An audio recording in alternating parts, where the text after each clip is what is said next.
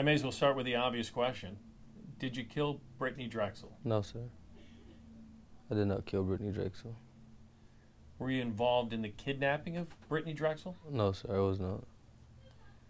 Were you with Brittanee Drexel the night she disappeared in April of 2009? No, sir.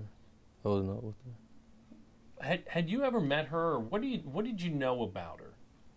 I never met her personally or physically. The only thing I've known is from what I've been seeing on TV and the bulletins and what the FBI has been telling me so far. So that's the only thing that I personally know about her. And that would have been after the fact? Yes, sir. That would have been after April of 2009. She disappeared after leaving the Blue Water Hotel in Myrtle Beach. Had you spent much time up in Myrtle Beach? Were you familiar with that hotel? Not familiar with the hotel, but I am familiar with the Myrtle Beach area. Kind of, not too big of knowing it, but I'm kind of familiar with the area. And had you been up there during that time period where you may have crossed paths with her, where somebody would have, No, put sir. the two of you together for some reason? No, sir. I wasn't up there at that time.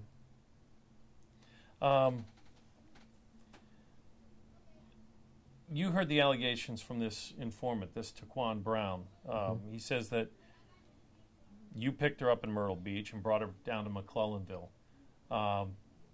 First, I guess, respond to that statement by him, and I guess as a follow-up question, what do you know about Taquan Brown? Well, from what he's saying have been the untruth, and so far they're working towards finding out more, but they have found out so far that the story wasn't true. And from hearing it is like, how could he just sit there and make such up a story like that just to incriminate me or to make me have to spend another sentence of my freedom because of something that someone's telling them that I'm involved in when I really have no involvement in. What do you know about Taquan Brown? Do you know him? No, sir. You've never met him? Never met him. Never personally met him. I wouldn't say I know I don't know him, but if I did met him, I don't remember him or anything. But physically, I don't know him. Personally, I don't know him. Coming up through my childhood, I don't remember him at all. He says he saw you in this stash house, sexually assaulting Brittanee Drexel. Says he heard gunshots. Recounts this whole detailed story. What do you have to say about that story? I mean, at that time of the story, when the story took place, I was a teenager at that time when I was still in school. So when I listened to the story, it's like it's not true because I know it's not true because at that time and the dates and time that he gave, that it shows that I was in school getting my education. So it's nothing too much that I can say about the story. I just think it's not true. It's very, very disorientated. So did you provide authorities with proof that you were in school on the days that he says he saw you in this stash house? Yes, sir. We have. So you've been able to discount this story? Yes, sir. Yeah. What do you... let me ask you also, while we're on this topic of the stash house, he mentioned your father, Sean Taylor, was involved. Are you aware at all of your father having any involvement in this Brittanee Drexel case? No, sir. Had you ever heard anything or heard him talk about Brittanee Drexel? Or? No, sir. Yeah. Nothing. Have you spoken with the FBI? Did they question you after she disappeared? Yes, sir. I spoke with them, I think it was the first time was in 2009 or 2010, and then again after they brought this conspiracy charge back up against me. That was the first thing that they questioned me about, and basically was the only thing that they questioned me about was about the Brittanee Drexel.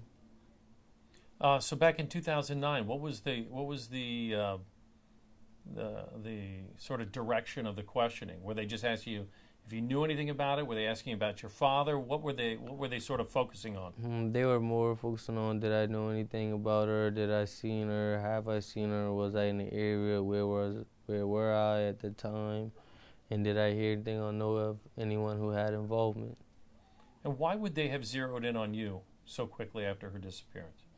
I wouldn't say it was so quickly and they zeroed in on me, but it was after a matter of time that they came and questioned me, I guess because they said that they were questioning everybody in the area because her cell phone last pinged off the McClellanville area tower, cell phone tower. So I guess they said that a few people told them to question me, to ask me questions, so I cooperated with them, answered the questions. So would you say that you've cooperated with them? Yes, very much, all the way, from start till now. So the fact that you've cooperated with them, what do you think of the fact that they're now turning around and implicating you in this case? So much is more of like, it seems to me that they're just trying to find someone to arrest or someone to try and arrest to get the case over or solved and closed. That's what it seems like to me. Does it sound to you as if they're trying to, they think you're hiding something? Do they think that you know more than you're telling them? Yes, sir. And that's why they brought the second charge up against me for a second time. So what do you do if you don't know anything and they're using this charge, these charges in federal court to get you to give them information that you say you don't have? What happens? Pretty much I have to just keep telling them the same thing, giving them the same story of I don't know anything, and hopefully one day they'll let it go, or either I have to go back and do the time for it. Have you taken a lie detector on this? Yes, sir, back in 2009. And what, do you remember what the questions were? Not currently what the questions were, not exactly, but I remember a few questions they asked me. Did I know her? Did I ever meet her? Have I been around her at that time? Do you recall what the result of that polygraph at that was? Time they told me that everything was okay and that they would reach back out to me later. Did they do that? No, sir. They never came back to you? They never came back until I think it was July 12th or July the 13th of 2016 when they arrested me for the conspiracy. So they arrested you for this conspiracy regarding this prior case that you had already been convicted of in state court? Yes, sir. And were they asking you about that case? Not at all. What were they asking you about? Brittanee Drexel. Did you find that strange? Yes, sir. Did you ask them about that? Why are you asking me about that? Yes, sir. Well, at the time, when they first got me and was putting me in handcuffs, they told me that they were arresting me for murder and a kidnapping. And after we got down to the interrogation room and they started questioning me about everything, and I was telling them that, I physically don't know her, I never met her, and I don't know anything, that's when they told me where I'll be going to jail for a conspiracy to the armed robbery. And that's when they took me down to the jailhouse. There's a Facebook page that's devoted to this Brittanee Drexel case. And I'm not sure who the administrator is who posts the comments, but the person who apparently has information, they say they have information, says there are witnesses who are not in jail, other than, I assume, this Daquan Brown, who have told them that they saw you with Brittanee. What do you think of that? If there was witnesses, then it would have been brought to the attention and they would have highly spoke about it, but I'm pretty sure there's no witness. I know that there's no witness because I've never seen her and I've never been with her. Facebook page also says that you were seen and followed to the exact area where Brittanee's DNA was found. How do you explain that? It's not true. I don't remember that, or I never saw that or even heard that one. So I know that the father of Brittanee Drexel has hired his own private investigators, and maybe that's what they're referring to, that maybe you were followed by a private investigator. I'm not sure. But do you recall ever seeing any private investigators or anybody question you that wasn't police? No, sir. Yeah. Not at all. Yeah. Do you know anybody who has any detailed information about Brittanee Drexel? No, sir. The reason I ask that is McClellanville is so small. Yes, sir. Her phone pinged in McClellanville. And if, as the FBI says, if she was in McClellanville, it would be hard to imagine that people there wouldn't know something. Right. And it would be because the community is small. And I'm pretty sure that if someone, or if they, like they were saying, people have been telling them these things, why would you keep these people's name or their statements away, and then you just bring this one statement from a jailhouse person and not bring forth their statements? If it's even true what they're saying that they're saying, you can prove what he said to y'all, but you're not proving or saying, showing anything that so-called that everyone else has had to say. Why do you think Taquan Brown implicated you? To be honest, I'm not sure. I felt like he was trying to just get a reward money or his time cut for something that he did. Do you think he made it up to get a better deal? Yes, sir. Yeah. Anything that you would want to say to the family of Brittanee Drexel? Clearly, they believe you're involved, regardless of what you've told them or regardless of the lack of, any evidence that's been made public. They believe you're involved. Anything that you would say to them? I would tell them deeply I apologize for their loss, and I sincerely do apologize for their loss, and I honestly hope that they find who've done this and give them justice, but I honestly don't have anything or have any information to help them because I honestly don't know anything. I've never saw her, I've never seen her, I've never been in a enclosed space with her, I've never seen her physically, as I'm sitting here looking at you now, and I truly and truly deeply apologize for their loss.